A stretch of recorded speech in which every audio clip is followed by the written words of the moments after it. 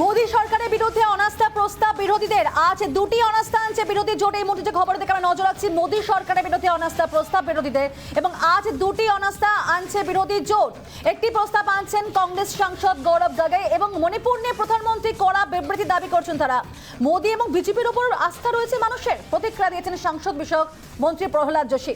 একদিকে বিরোধীরা একটা মোক্ষম চাল চালছে এবং সেখানে তারা বলা হচ্ছে তাদের তরফ থেকে যে মোদীর বিরুদ্ধে অনাস্থা প্রস্তাব তারা আনতে চলেছেন।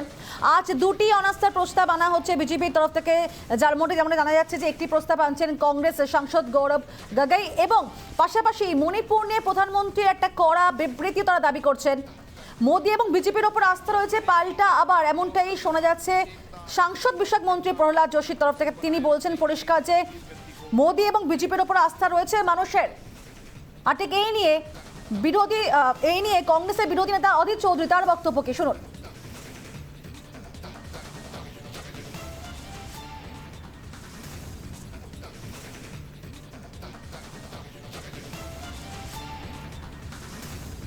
नो कॉन्फिडेंस मोशन हम मूव कर रहे हैं तो कल ही अब बता दिया सबको, कोई नई बात नहीं है।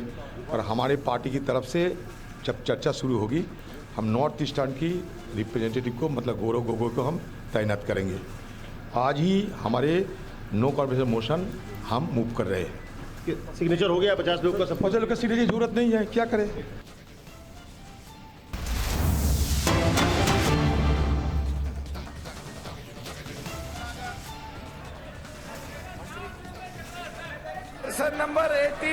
प्रश्न नंबर 81 माननीय मंत्री जी, सभा पटल पर जवाब रख दिया गया। मनोज जी, सब मैं आज एक जो पहला प्रश्न लगा है उसमें मणिपुर से ऑटोमेटिक जुड़ जाता है, और ये लोग मणिपुर के बारे में चर्चा नहीं चाहते क्या? जो जूट की खेती है वो मणिपुर में भी होती है, उड़ीसा में भी होती है, बिहार में भी होती है। तो मैं मंत्री जी से जानना चाहता हूं, जो एक्सपोर्ट होकर के पैसा देश में आया उसमें से कितना पैसा किसानों को दिया जा रहा है इंसेंटिव के रूप में? और दूसरा, सरकार क्या कर रही है जो जूट की खेती नई टेक्निक से पूरे देश में, पश्चिमी उत्तर प्रदेश में भी जो ज्यादा बढ़ाई जा सके? आज का दिन हम सबके लिए भी बहुत गौरवान्वित है, क्योंकि आज ITPO का जो विश्व स्तर का जो एक एग्जीबिशन सेंटर का आज ओपनिंग करने प्रधानमंत्री जी गए थे, और प्रधानमंत्री जी ने जिस तरह से ग्लोबल इमेज को ध्यान में रखते हुए आत्मनिर्भर भारत की ओर बढ़ते हुए हम सब ने कर्तव्य काल का निर्माण किया है। और इस कर्तव्य काल में टेक्सटाइल इंडस्ट्री में सबसे बड़ा योगदान जूट का भी रहा है। मैं आपके माध्यम से बताना चाहती हूँ कि जो किसानों की बात ये कर रहे हैं, कल सबसे बड़ा किसानों के सम्मान निधि के रूप में प्रधानमंत्री जी डायरेक्ट बेनिफिट ट्रांसफर से उसके अकाउंट में जो पैसा जमा करने वाले हैं, इसमें इस बार MSP के माध्यम से जूट किसानों को 5,000 से ज्यादा की राशि ये तय की गई है। और इसके साथ में जो एक्सपोर्ट निर्यात की बात कर रही है, आज जो एग्जीबिशन सेंटर बना है जूट रिलेटेड, जो ग्लोबल इमेज में जूट का आगे बढ़ने के लिए जो टेक्निकल टेक्सटाइल का यूज हो या उनसे जुड़ी हुई जो चीज बनती है उनके प्रमोशन के लिए ट्रेनिंग सेंटर से लेके उनकी खेती में कैसे बदलाव आए, किस तरह से नई टेक्निक से खेती हो जाए। मैं एक बात ध्यान में लाना चाहती हूँ कि ऐसी कोई भी जो चीज होती है इसमें राज्य सरकार का सहयोग चाहिए। और उन्होंने जिस तरह से बताया है, सबसे ज्यादा जूट मिल है वेस्ट बंगाल में, और वेस्ट बंगाल की जितनी भी मिलें हैं उनको सरकार ने प्रोक्योर करके जो हमारी चीनी और हमारी पेड़ी के लिए जो हमने जो जूट बैग है उनको सिक्योर नहीं किया होता तो ये लोग इस तरह से आगे नहीं बढ़ पाते।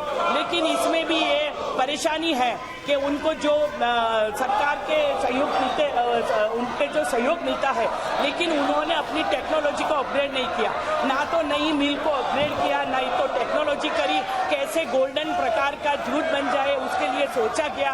तो इसमें हमें सीड से लेकर उनके कैसे 1 हेक्टेयर के अंदर सबसे ज्यादा उसकी खेती हो जाए, उसकी ट्रेनिंग हो जाए, उसके मार्केट लिंकेज हो जाए, और मार्केट लिंकेज के साथ में एक्सपोर्ट तक की चीजें सरकार ने इसी योजना के माध्यम से बनाई है।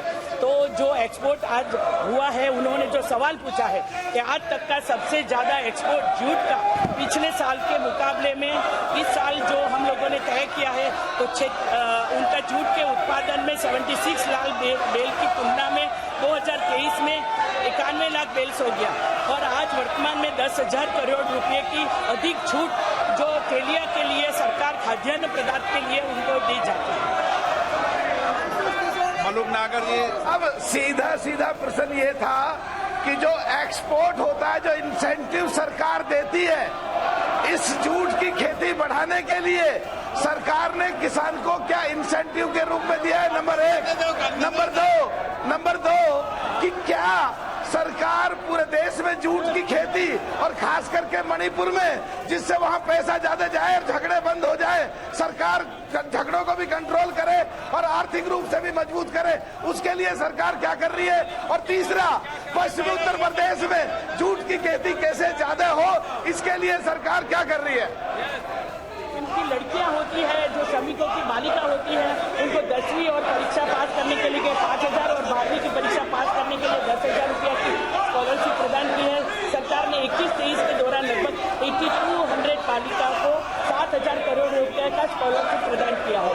इसके अलावा टेक्निकल टेक्सटाइल के लिए, जियो टेक्सटाइल के लिए जो ज्यादातर नॉर्थ ईस्ट में उसका उपयोग होता है, उसको बढ़ावा देने के लिए भी हम लोगों ने बहुत सारे इंसेंटिव लिए हैं। PLI स्कीम के माध्यम से जो पूरे ग्लोबल में जिसकी चर्चा है, जब भी प्रधानमंत्री विदेश जाते हैं तो हमारी जो प्रोडक्शन लिंकेज जो स्कीम है, इसके माध्यम से हम लोगों ने बहुत सपोर्ट इंडस्ट्री को किया है। गोपाल मोदी सपोर्ट के साथ লোকসভায় অনাস্থা প্রস্তাব আনলো বিরোধীরা।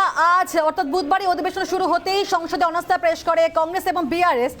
INDI জোটের অধীনে থাকা অন্যান্য বিরোধী দলগুলো তারা অনাস্থা প্রস্তাব পেশ করবে বলে এখনো পর্যন্ত জানা গিয়েছে। এবং জানিয়ে রাখবো যে মণিপুর ইস্যু নিয়ে প্রধানমন্ত্রী বিবৃতির দাবিতেই অধিবেশন শুরু থেকে বিক্ষোভ শুরু করেছিল বিরোধীরা।